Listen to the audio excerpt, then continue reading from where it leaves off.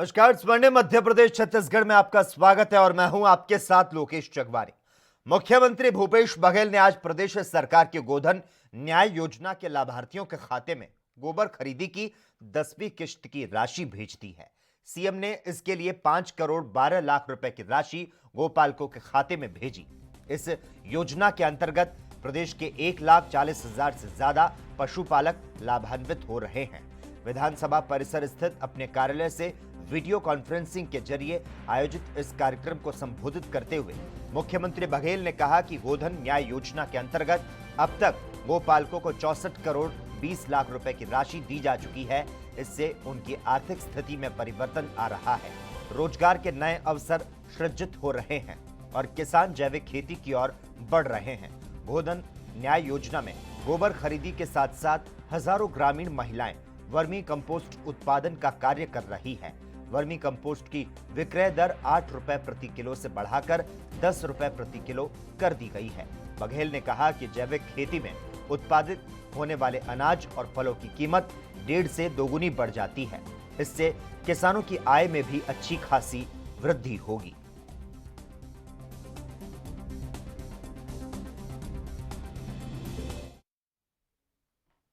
छत्तीसगढ़ में मुख्यमंत्री भूपेश बघेल के नेतृत्व में आवासहीनों को आवास उपलब्ध कराने की दिशा में छत्तीसगढ़ शासन को मिली उपलब्धियों की भारत सरकार ने सराहना की। प्रधानमंत्री आवास योजना के अंतर्गत छत्तीसगढ़ के मोर जमीन मोर मकान योजना के समावेशी मॉडल की प्रशंसा करते हुए राज्य को पुरस्कृत करने की घोषणा की गई है। तो साथ ही सर्वश्रेष्ठ प्रदर्शन करने वाली नगरपालिकाओं की श्रेणी में डोंगरगढ़ को पुरस्कृत किया जाएगा। पुरस्कार 1 जनवरी 2021 को दिया जाएगा। भारत सरकार द्वारा आज प्रधानमंत्री आवास योजना के बहुप्रतीक्षित सम्मान समारोह की घोषणा की गई। 1 जनवरी 2021 को प्रधानमंत्री नरेंद्र मोदी की उपस्थिति में वर्चुअल समारोह का आयोजन किया जाएगा, जिसमें छत्तीसगढ़ राज्य को स्पेशल कैटेगरी में पुरस्कृत किया जाएगा। समारोह में आवासन एवं शहरी कार्य मंत्री भारत सरकार हरदीप सिंह पुरी उपस्थित रहेंगे।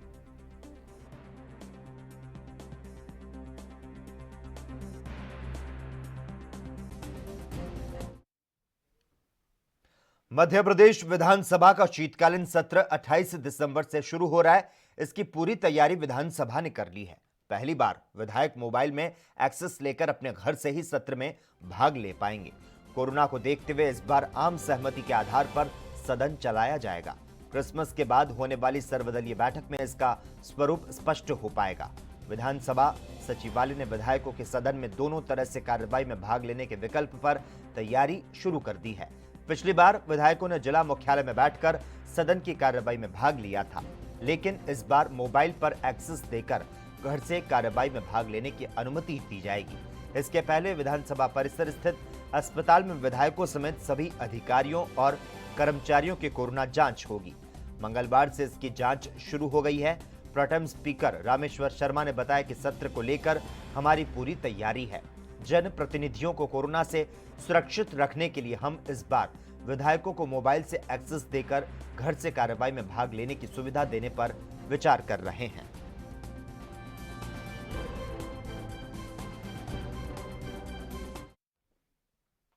वहीं छत्तीसगढ़ में बर्खास्त आईएएस बाबूलाल अग्रवाल ने बिलासपुर हाईकोर्ट में पेश की अपनी जमानत याचिका वापस ले ली। इसके बाद उन्हें रायपुर जेल भेज दिया गया।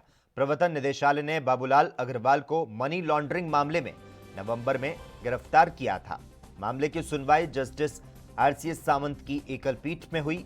इसके पहले बर्खास्त आईएएस बाबूलाल ने विशेष ईडी कोर्ट रायपुर में जमानत अर्जी प्रस्तुत की, लेकिन खारिज कर दी गई।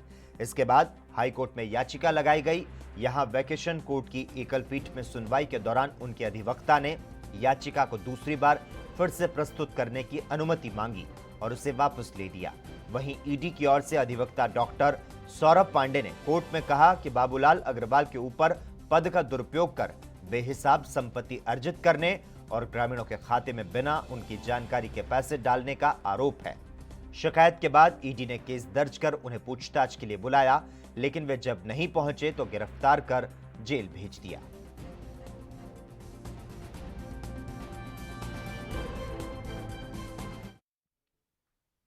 वहीं राज्यसभा सांसद ज्योतिरादित्य सिंधिया की 26 दिसंबर को एक बार फिर से मुख्यमंत्री शिवराज सिंह चौहान से मुलाकात होगी। दोनों नेता 25 दिन में तीसरी बार बैठक करेंगे। सिंधिया की प्रदेश में सक्रियता बढ़ने से मंत्रिमंडल विस्तार को लेकर सरगर्मी तेज हो चुकी है। इसके पहले 30 नवंबर और इसके बाद 11 दिसंबर को सिंधिया शिवराज की बैठक हो चुकी है।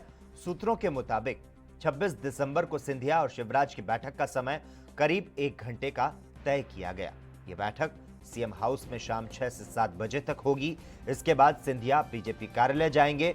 मंत्रिमंडल विस्तार और प्रदेश कार्यकारिणी की घोषणा होने के आसार इसीलिए बढ़ चुके हैं क्योंकि प्रदेश प्रभारी पी मुरलीधर राव 26 दिसंबर को ही 2 दिवसीय प्रवास पर भोपाल आ रहे हैं।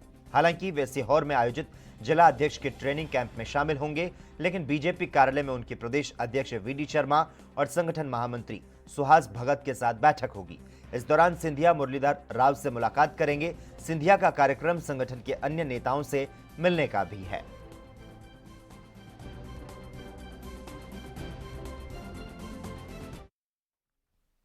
खबर मध्य प्रदेश के उज्जैन से, जहां पर जिले भर में चल रही मिलावटखोरों, गुंडे, माफियाओं के खिलाफ कार्रवाई में अचानक से नया मोड़ आ गया।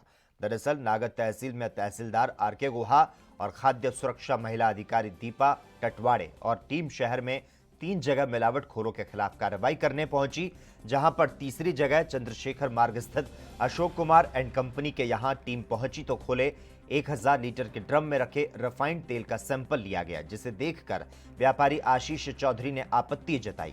व्यापारी की पत्नी रैना ने तीखी आवाज में चिल्लाना शुरू कर दिया और तहसीलदार आरके गुहा से झड़प करने लगी। तहसीलदार और खाद्य महिला अधिकारी ने अपना कार्य पुलिस की मदद से पूर्ण किया। व्यापारी के खिलाफ धारा 353, 186 और 34 आईपीसी एक्ट में प्रकरण पंजीबद्ध किया गया। पूछताछ जारी है और गुरुवार को न्यायालय में पेश किया जाएगा। कलेक्टर साहब के निर्देशानुसार कार्रवाई हुई है। तहसीलदार साहब के नेतृत्व में यहाँ पे लूज सोयाबीन तेल एवं लूज जो है लाल मिर्च पाउडर का नमूना मिला है। मैडम, जो लूज आपको सोयाबीन का तेल मिला उस टैंक को सील किया गया है नहीं क्या? सीएम शिवराज सिंह चौहान और गृह विभाग की बैठक के बाद थानों में हुई जन सुनवाई में भूमि धोखाधड़ी के सैकड़ों मामले जो हैं वो सामने आने लगे हैं, जिसमें अवैध बिल्डरों द्वारा बनाई गई अवैध कॉलोनियां सारे नियमों को ताक पर रखकर बनाई गई। कॉलोनियों में रहने वाले अब मूलभूत सुविधाओं से वंचित होने के कारण न्याय की गुहार लगाते नजर आ रहे हैं। हम आपको बता दें, नगर निगम सीमांकन विस्तार के बाद राजधानी के सीमावर्ती ग्राम खेजड़ा, अरहेड़ी सहित दर्जनों ग्रामों में इन दिनों धड़ल्ले से एग्रीकल्चर भूमि पर बिना किसी परमिशन के अवैध प्लॉटिंग की जा रही है, जिससे परेशान स्थानीय अब मूलभूत सुविधाओं की मांग करते नजर आ रहे हैं। 14,000 रुपये बिल आया बिजली का। प्राइवेट ये पुण्य धाम कॉलोनी है विक्की जैन की, तो उसमें क्या है, ये टेम्परेरी कनेक्शन। अब ये तो मुझे जानकारी नहीं है कौन कौन काट रहे हैं अवैध कॉलोनी, लेकिन वो टेम्परेरी कनेक्शन ये जानकारी है। जो कनेक्शन दिए वो टेम्परेरी कनेक्शन है। इसकी शिकायत की आपने कहीं? शिकायत कहीं नहीं करी अभी। तो ये दिखाया कि ये है, यहाँ आपको मीटर देंगे और सारी चीजें बहुत सारे हैं बिल्डर तो। हाँ, और ये वैसे तो थान सिंह पाल जी की जमीन है, लेकिन उन्होंने एग्रीमेंट पे उसको दी थी बनाने के लिए। अभी थान सिंह पाल काट रहे हैं क्या? नहीं, अब उसमें प्लॉट बचे वो बेच रहे हैं, 2, 4, 6 जितने भी प्लॉट बचे वो बेच रहे हैं। लेकिन हम इसलिए परेशान, पूरा एरिया ही अवैध है ये। मतलब कॉलोनी डेवलपमेंट चार्ज लिया 10% के हिसाब से, किसी ने 5% दिया, किसी ने 10% दिया। वो सारी चीज़ें तो एक तरफ हैं, लेकिन हमारा एक्चुअल में हम चाह रहे थे कि हमें विधायक जी से कोई वो मिले। हमने वो अवैध कॉलोनी कह के ही वो कनावा काट लेते हैं कि हमें नहीं करना, अवैध कॉलोनी है ये चीज़। अवैध कॉलोनी तो आपने यहाँ लगा दी, तो यहाँ पे भी तो मीटर लगे हैं ना अवैध लगे हैं, लेकिन वो परमानेंट नहीं दे रहे हैं ना उस चीज़ को। जमीन का भी कोई परमिशन नहीं है, आपके पास भी कोई लाइसेंस नहीं है। जी, वो बिल्डर अभी जो प्लॉट बेच रहा है, जो दिखाया है आपने, ये कितने रुपए स्क्वायर फीट में है? ये है 1400 रुपये। 1400 रुपए स्क्वायर फीट में बेच रहे हो। और जो मकान बने हैं वो जी, वो भी मैंने आपको रेट बताया हुआ है उसका। 17 लाख, एक का 18 लाख। प्लॉट दे रहे हो तो इसमें मीटर लगाने की सुविधाएं, ये सुविधाएं आप तो दोगे ना। वहीं कटनी रेलमार्ग की प्रमुख ट्रेनों में एक बिलासपुर इंदौर नर्मदा एक्सप्रेस 10 महीने के बाद शनिवार से पटरी पर दौड़ने लगेगी। रिजर्वेशन शुरू हो चुका है। हालांकि ज्यादातर यात्रियों को परिचालन शुरू होने की जानकारी नहीं है और यही वजह है कि रिजर्वेशन का आंकड़ा बेहद ही कम है। ट्रेन में 251 बर्थ खाली हैं। रेलवे इस ट्रेन को स्पेशल बनाकर चला रही है। इस मार्ग के यात्रियों की मांग पर इसका परिचालन शुरू करने का निर्णय लिया गया। परिचालन की तारीख घोषित होते ही रेलवे इस ट्रेन की खाली रैक, जिन्हें अलग अलग स्टेशन यार्ड में रखा गया था, उन्हें बुधवार को कोचिंग डिपो मंगा लिया गया। डिपो में सभी कोच की सफाई के साथ मरम्मत की जा रही है। 10 महीने से यार्ड में खड़ी रहने के कारण कुछ छुटपुट खराबियां आई है।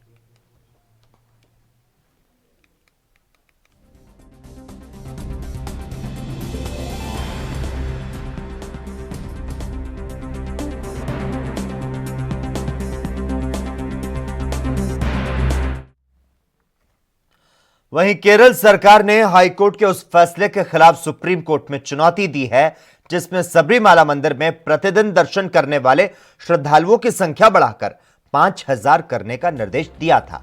राज्य सरकार ने कहा कि कोरोना को लेकर स्वास्थ्य कर्मियों और स्वास्थ्य अधिकारियों पर काफी दबाव बढ़ेगा। केरल उच्च न्यायालय के 18 दिसंबर के फैसले के खिलाफ दायर की गई याचिका में राज्य सरकार ने कहा कि राज्य के मुख्य सचिव की अध्यक्षता में एक उच्च स्तरीय समिति का गठन किया था, जिसमें आम दिनों में 2000 और सप्ताह में 3000 लोगों को दर्शन करने की अनुमति देने का फैसला किया। याचिका में कहा गया कि उच्च न्यायालय ने कुछ प्रतिवादियों की तरफ से दायर रिट याचिकाओं का निस्तारण किया, जिसमें सरकार को प्रतिदिन दर्शन करने वाले श्रद्धालुओं की संख्या बढ़ाकर 5000 करने का निर्देश दिया गया। राज्य सरकार का आरोप है कि उच्च न्यायालय ने किसी भी रिपोर्ट या दस्तावेज पर उचित तरीके से गौर किए बिना यह फैसला लिया। सबरीमाला में कोरोना प्रभावित पुलिसकर्मियों और स्वास्थ्य कर्मियों और श्रद्धालुओं की संख्या पहले से ज्यादा है।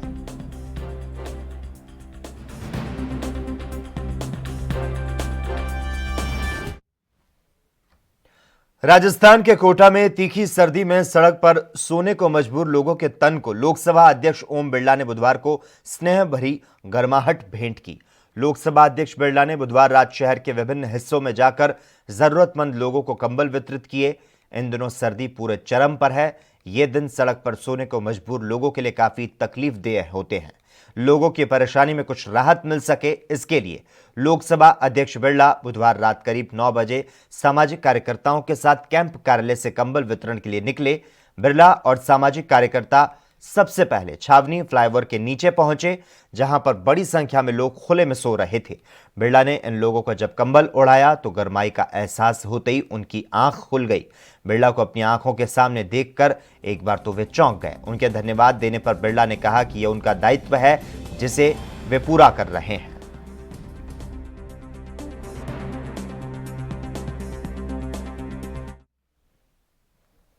देश सहित प्रदेश भर में किसान अपनी मांगों को लेकर भूख हड़ताल पर बैठे हैं। राजस्थान के जालोर में किसान सम्मेलन का आयोजन किया गया। इस दौरान सरकार की योजनाओं के बारे में बैंक के अधिकारियों ने किसानों को मिलने वाली सुविधाओं और योजनाओं को लेकर जानकारी दी। किसानों का कहना है कि भले ही आज इस सम्मेलन में सरकारी योजनाओं को लेकर जानकारी दी गई हो, लेकिन किसानों को कोई भी सुविधा या योजना का लाभ नहीं मिल पाया। किसानों का कहना है कि अगर हमारी कोई असुविधा के लिए बैंक में जाते हैं तो बैंक के अधिकारी और कर्मचारी हम लोगों को ई मित्र पर भेज देते हैं और ई मित्र पर कार्य बिना पैसों से किया नहीं जाता।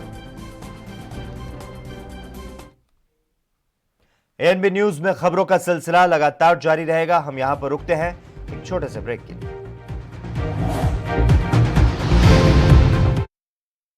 क्या आप दुबले पतले कमजोर हैं? आपकी सेहत नहीं बनती, भूख कम लगती है, वजन नहीं बढ़ता। दरअसल मेन बात खाना पीना खाना नहीं है, मेन बात है खाया पिया लगना। और अगर खाया पिया लगेगा ही नहीं तो सेहत बनेगी कैसे?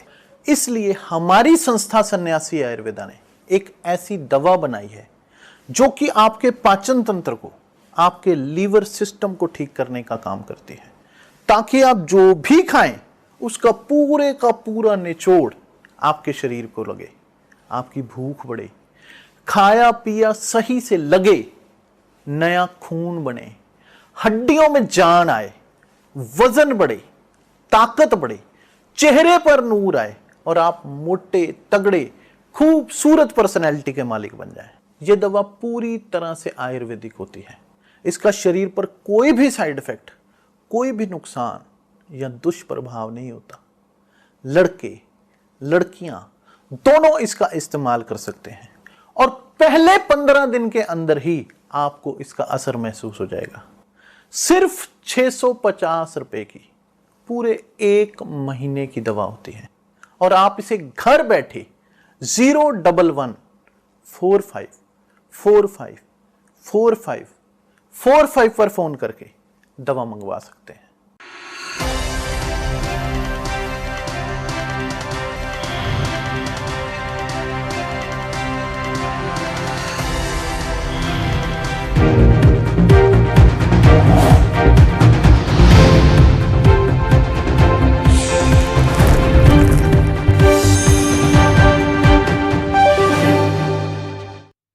ब्रेक के बाद एक बार फिर से आपका स्वागत है। राजस्थान की राजधानी जयपुर में बदमाशों के हौसले बुलंद होते जा रहे हैं और वे बेखौफ होकर आपराधिक घटनाओं को अंजाम दे रहे हैं।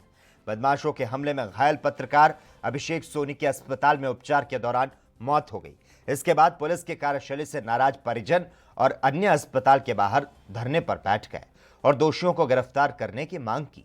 जानकारी के अनुसार मृतक अभिषेक सोनी, जो कि अपनी साथी महिला पत्रकार के साथ शादी समारोह से वापस लौट रहा था, मानसरोवर इलाके में लौटते वक्त ढाबे पर दोनों चाय पीने के लिए रुके, जहां उस महिला के साथ वहां मौजूद लड़के छेड़छाड़ करने लगे। अभिषेक ने इन लड़कों को रोका तो पहले तो वो लड़के वहां से चले गए, इसके बाद दोबारा लाठी सरिया लेकर वापस आए और अभिषेक के सर पर ताबड़तोड़ वार किया। इस घटना में साथी महिला पत्रकार गंभीर रूप से घायल हो गई। अब मानवीयता की हद तो तब पार हो गई जब घायल अभिषेक सोनी बीच हाईवे पर आधे घंटे तक पड़ा रहा और ढाबे पर मौजूद लोग देखते रहे, लेकिन कोई भी बचाने नहीं आया।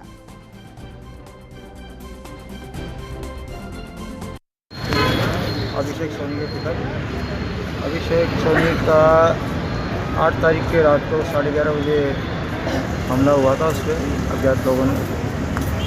उसके बाद में यहाँ ट्रॉमा सेंटर में एडमिट था वो। हम पुलिस के पास FIR दर्ज करवाने गए, FIR उन्होंने दर्ज नहीं की। बोला हमने 0 कर दी उसकी FIR है। उसके बाद में अभी तक ना तो कोई पुलिस वाला आया ना कोई। खुद CI साहब ने कहा था कि मैं पर्सनली आकर भी मिलूँगा, अब तक ना तो CI साहब आए ना कोई आया, ना कोई कार्रवाई हुई है। ना एक को गिरफ्तार किया हुआ था। और कृषि मंत्री नरेंद्र सिंह तोमर किसानों के साथ इस वक्त में बैठक कर रहे हैं। सीधी तस्वीरें आपको दिखाते हैं। किसी मित्र को कुछ कहना हो तो कह सकते हैं। किसी को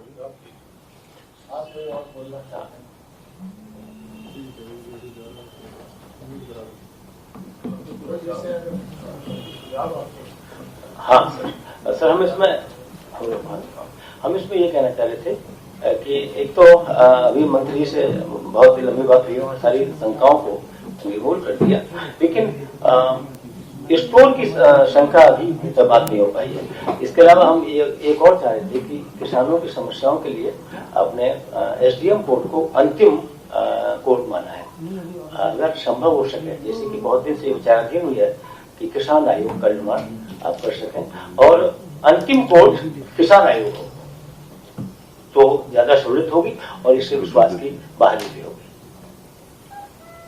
दूसरे किसानों के लिए एक बड़ी पुरानी मांग है कि सिंचाई में और बिजली के बिलों में कुछ सब्सिडी की बात की जाए। अब वो कैसे करेंगे, उसका क्या तरीका बनेगा, ये तो आपके विद्वान लोग यहाँ तय करेंगे।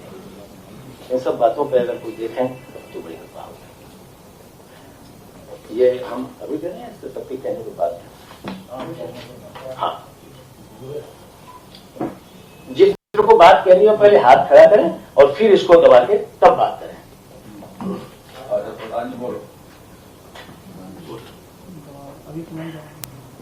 जी नमस्कार।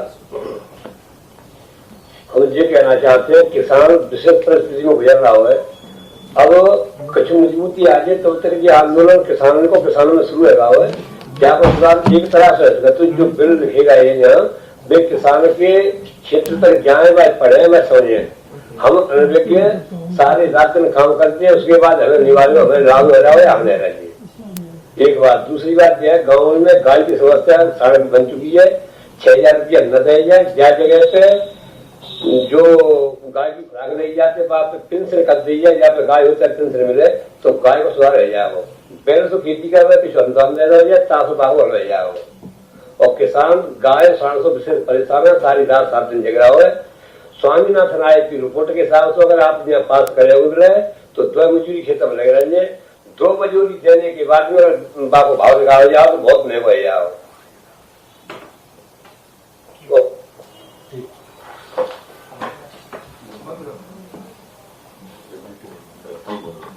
मंत्री प्रणाम।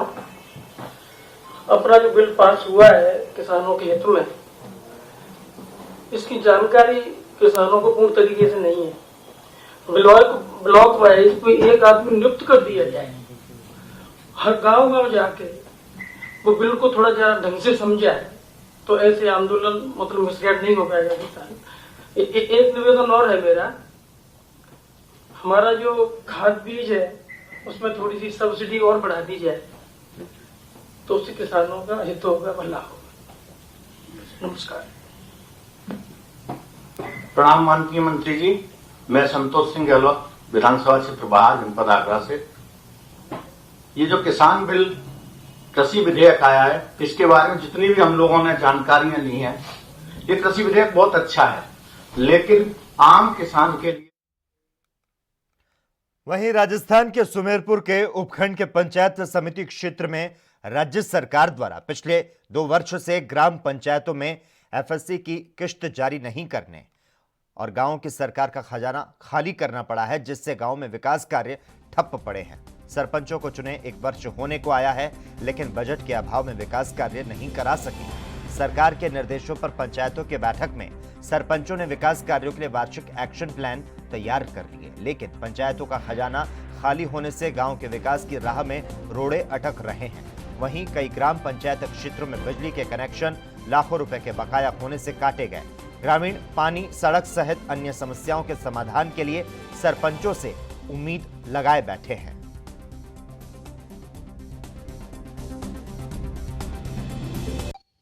राजस्थान में कांग्रेस की सरकार बने हुए 2 साल हो गए और 2 साल में कांग्रेस की सरकार आने के बाद में जो वसुंधरा राजे की सरकार रही 5 साल में, और जिस तरह से उन्होंने राजस्थान को विकास के रास्ते पर लाया था और विकास की गति कायम की थी, वो विकास की गति पूरी तरह से ठप हो गई है।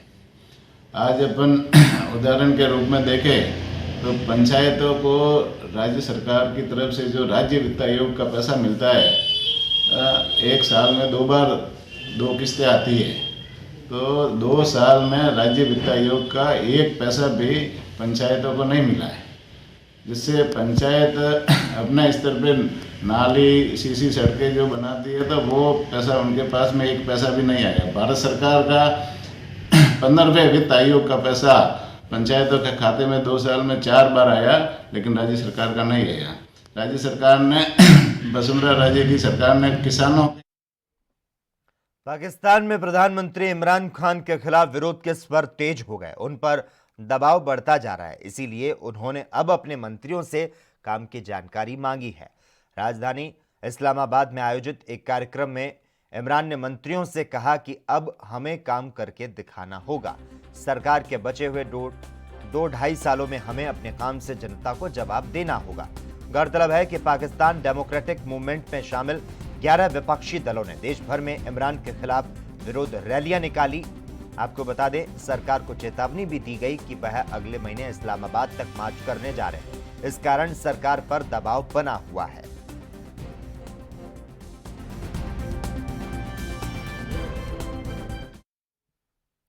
ट्रेन यात्रा की बढ़ती मांग को देखते हुए वेस्टर्न रेलवे ने 7 जोड़ी फेस्टिवल स्पेशल ट्रेनों को आगे जारी रखने का ऐलान किया है। रेलवे ने जानकारी देते हुए कहा कि यात्रियों की सुविधा और ट्रैवल मांग में इजाफे को लेकर रेलवे ने 7 जोड़ी फेस्टिवल स्पेशल ट्रेन को आगे जारी रखने का फैसला लिया। वेस्टर्न रेलवे ने अहमदाबाद, यशवंतपुर और गांधीधाम, केएसआर, बेंगलुरु के बीच 2 जोड़ी ट्रेनों को आगे जारी रखने का फैसला किया। इसके अलावा जोधपुर, केएसआर, बेंगलुरु, अजमेर, मैसूर, यशवंतपुर, जयपुर, केएसआर, बेंगलुरु, अजमेर और केएसआर, जोधपुर के बीच 5 जोड़ी फेस्टिवल स्पेशल ट्रेन चलती रहेंगी।